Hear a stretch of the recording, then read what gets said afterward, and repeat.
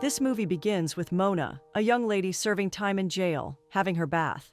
Now in her cell, she communicates with the security that it's time for her to step out. In a moment, her cell door is opened and she's escorted out, alongside someone else. She then takes a bus ride and arrives at the mall, where she works. As she begins work, Clement, her estranged lover, shows up. Clement dresses funny and has a personality to match.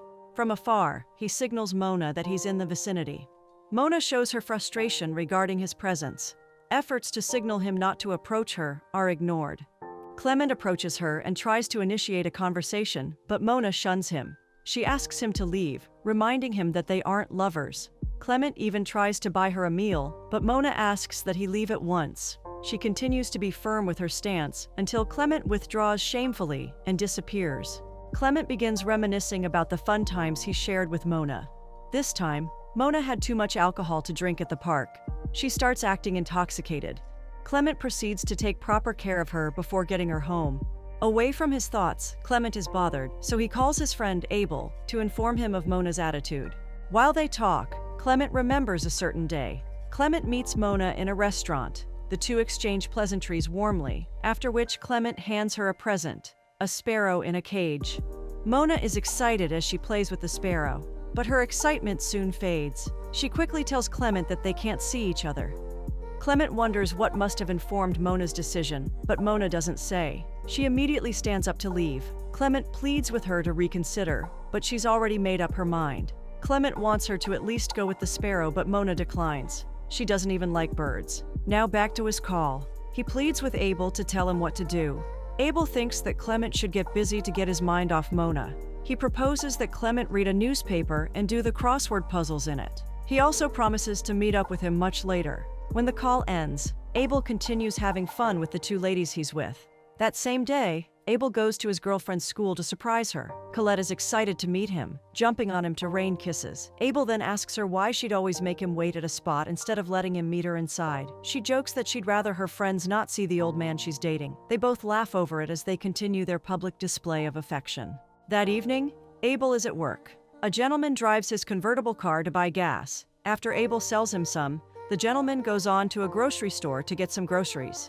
Abel starts a conversation with the lady in the car. He opts to read a part of his poetic piece to her, and she obliges. After reading it, he wants to know what she thinks. Just then, the gentleman returns. He hands over Abel's fee to him and drives off. Abel didn't get an opportunity to hear the lady's thoughts on his poem. At the close of his shift, Abel goes over to Clement's home. All efforts to access him are futile. Abel repeatedly rings the bell and bangs the door, but Clement has loud music on. Clement soaks himself in the music while he plays with the sparrow Mona rejected. Abel starts acting rashly. He vandalizes a car nearby, probably to alert Clement of his presence. The police come and apprehend Abel for vandalism. This catches Clement's attention, and he runs out to save his friend. Sadly, he is arrested too. The policemen toss them into their car and take them to the police station. In their cell, Abel urges Clement to let Mona be. Clement disagrees. He at least wants Abel to meet with Mona and give his thoughts about her. Clement needs Abel's validation for any action he takes, so Abel agrees. According to law, Clement and Abel have a phone call each to anyone they deem fit. Abel goes first. He places a call through to Colette, telling her of his ordeal and assuring her that he's fine. Back at the cell, Clement mentions that he has no one to call, so Abel pleads with him so he can make good use of his. He tells Clement to put a call through to Jean and find out how she's faring. Clement calls her and tries to hide his identity as Abel had suggested, but Jean is too smart for that. After Clement passes Abel's message, Jean warns that Abel needs to cut all forms of communication with her. She now has a man that she loves, so she needs Abel to back off. Back at the cell, Clement lies to Abel. He tells Abel that Jean was very receptive. When Abel asks, Clement also lies that Jean didn't mention another man. Apparently, Clement just wants to watch out for his friend. Without a bed, the two friends lay on each other through the night. The next day, after their release, Abel pays Mona a visit at her workplace. He informs Mona that he's there on Clement's behalf. He wants to know why she no longer wants Clement. Mona informs him that she just isn't interested in Clement. Abel isn't impressed, so he throws a jab at Mona, who retaliates by showing Abel the middle finger. Abel goes back to Clement and advises that Clement apply pressure on her. He thinks that if Clement insists, Mona will give in. Mona closes for the day and is at the train station. Abel and Clement are there too. They try to restrict her from entering the train, but Mona finds her way inside. Abel pressures Clement to get on the train and make sure she doesn't leave. Clement joins her on the train to try to appeal to her. Abel, who can be rash, times the train's movement well, jumps in and drags Mona out. The train leaves without her, and Mona, pissed off, causes a scene. Resigned to her fate, she follows the friends to a cafe where they chat.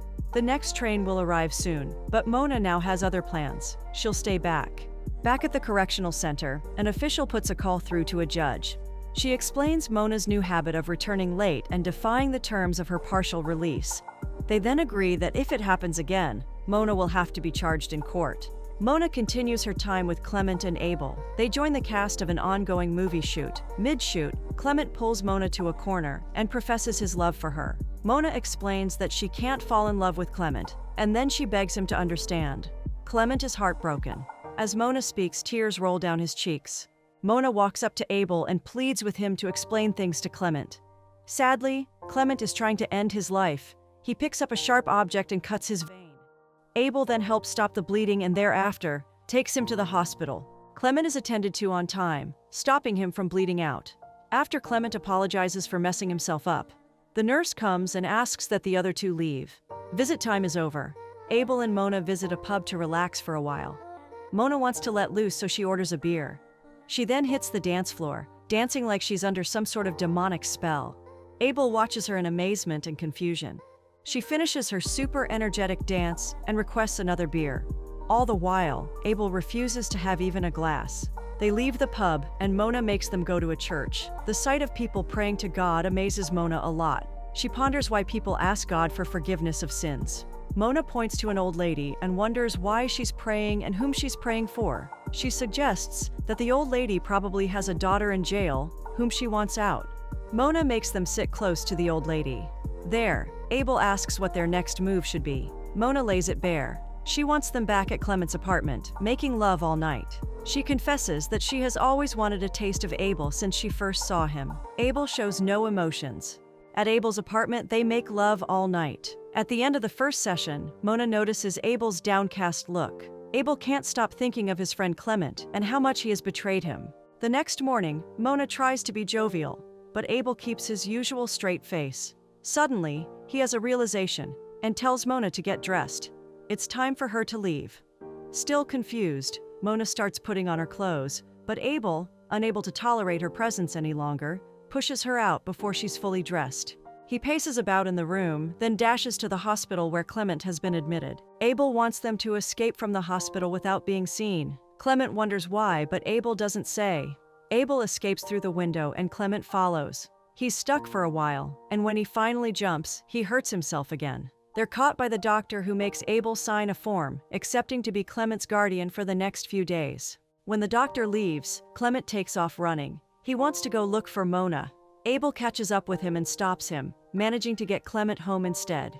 He then spends his day preventing Clement from taking his life again. Clement is heartbroken that the love of his life, Mona, isn't interested in a relationship with him. He expresses himself by crying. After being thrown out, Mona finds a public bathroom and takes a shower. There, she cries while thinking about the wrong moves she's made. Abel accompanies Clement to find Mona at her workplace. Clement passes out the minute he finds that Mona is in jail and gets a partial release to work. He now feels bad for Mona and seeks to do right by her. He makes Abel reveal all that Mona did the previous night, in a bid to trail her. Abel does, but leaves out the fun part, the part where they slept together. While Clement and Abel continue their search for Mona, Mona keeps roaming around town. The police have now been alerted of her disappearance from jail, so they go about looking for her. Clement brings the search for Mona to Abel's place, despite Abel's attempts to dissuade him from continuing. Guilt weighs heavily on Abel, and he hopes they abandon any thoughts of finding Mona. Clement decides to go search for her elsewhere, but is drawn by a sweet, soothing voice. It's Mona's, and Clement is elated. On the other hand, Abel plunges into misery. Clement begs that Mona go easy on him. He hopes they can be friends. Mona is done pushing him away, so she agrees. Clement is excited and requests a kiss, but Mona plants a kiss on his cheek. For Clement, a kiss on the cheek is better than none at all. Right there, Clement talks with Abel. He thinks Abel isn't very straightforward in his dealings with him. He says Abel talks to him like he's a kid, and it's something he can't take anymore. He asks that they stop being friends and be acquaintances. Mona fully supports the idea. After their time at the club, Mona suggests that they spend the night in a hotel. Abel and Clement agree, but Mona makes them sleep in different rooms. Clement defies the rules and rushes down to Mona's room to steal goodnight kisses. Abel, who also can't keep his emotions in check, follows him. Mona starts by kissing Clement on the cheek. After a few pleas, she kisses him on the lips. Abel then insists it's his turn, and Mona obliges, kissing him on the lips as well, while Clement watches in utter disbelief.